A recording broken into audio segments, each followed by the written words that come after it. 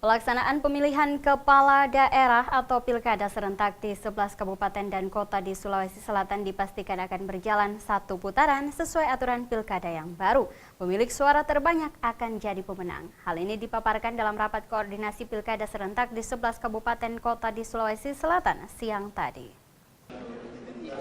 Gubernur Sulsel Syahrul Yassin Limpo memimpin rapat koordinasi pemantapan pemilihan kepala daerah serentak di Sulsel yang juga dihadiri Wakil Gubernur Sulsel, Ketua KPU dan Bawaslu Sulsel, unsur TNI, Polri, serta instansi dan dinas terkait lainnya di ruang rapat pimpinan Jumat 29 Mei 2015. Gubernur Sulsel Syahrul Yassin Limpo dalam sambutannya mengatakan sejauh ini kesiapan sudah cukup maksimal, termasuk koordinasi yang dilakukan dengan semua pihak terkait.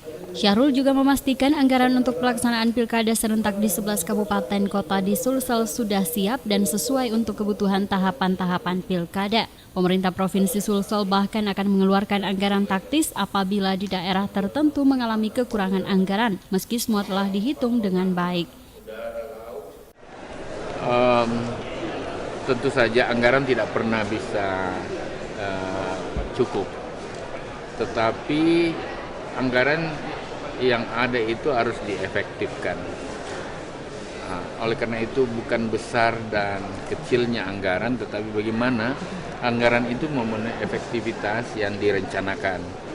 Dan dari 11 daerah yang mengikuti pilkada, saya ingin mengatakan bahwa perbedaan-perbedaan dari harapan teman-teman KPU daerah hanya kecil-kecil saja.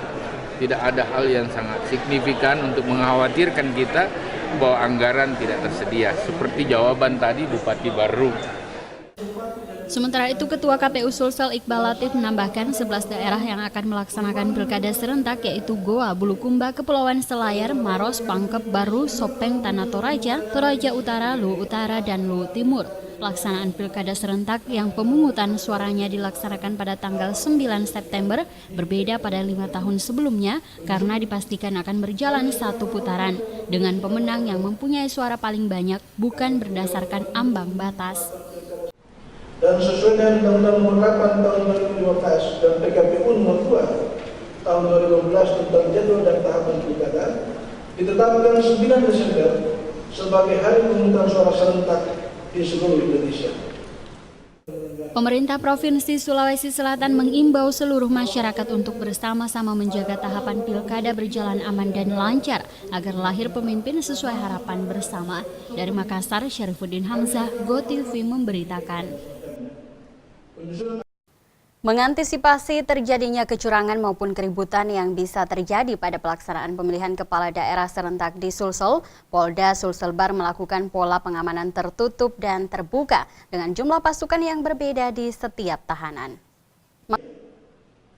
Tindakan kecurangan dalam pelaksanaan pemilihan kepala daerah di Sulsel termasuk keributan yang mungkin bisa terjadi membuat Kepolisian Daerah Sulselbar melakukan berbagai langkah antisipasi dan pencegahan. Kepala Bagian Pembinaan Biro Operasi Polda Sulselbar, Ajun Komisaris Besar Polisi AKBP Igusti Ngurah, dalam laporannya pada rapat koordinasi pemantapan Pilkada 2015 di Sulsel mengatakan pengamanan dilakukan secara terbuka maupun tertutup. Jumlah pasukan gabungan yang diturunkan juga berbeda dari setiap tahapan pilkada. Seperti pada tahapan kampanye, jumlah pasukan sekitar 10.244 orang, tahapan pengadaan logistik dan distribusi sekitar 5.794 orang, serta tahapan lainnya.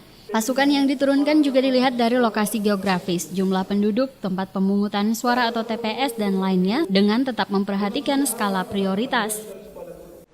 Untuk kerawanan dan buat personil tahapan pilkada Bupati Wakil Bupati tahun 2015 dapat kami sampaikan sebagai berikut. Untuk tahap persiapan, ini kebetulan saya lihat juga beberapa Kapolres juga hadir. Untuk tahap persiapan, kami menyiapkan sepertiga kekuatan dengan jumlah 5.794 orang.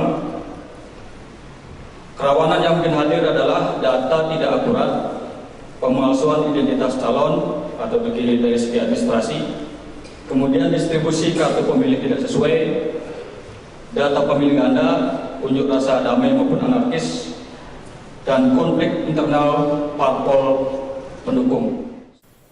Sementara itu, Gubernur Sulsel Syahrul Yassin Limpo mengatakan sejauh ini potensi keributan maupun kecurangan di Sulsel cukup kecil melihat koordinasi dan kesiapan yang terus dilakukan. Kondisi ekonomi, sosial, politik, pendidikan maupun kesehatan sejauh ini berjalan baik dan diperhatikan secara seksama oleh pemerintah Provinsi Sulsel. Tidak ada potensi konflik di Sulawesi Selatan, tidak ada. Kenapa? Pemerintahan cukup terkoordinasi dengan baik. Yang kedua, ekonomi kita baik, kebutuhan dasar masyarakat termasuk pendidikan, kesehatan, dan agamanya terpenuhi. Konsolidasi aparat keamanan dan proses-proses hukum juga ada dengan baik. Dan saya lihat tidak ada gejala yang bisa dikatakan bisa membuat konflik.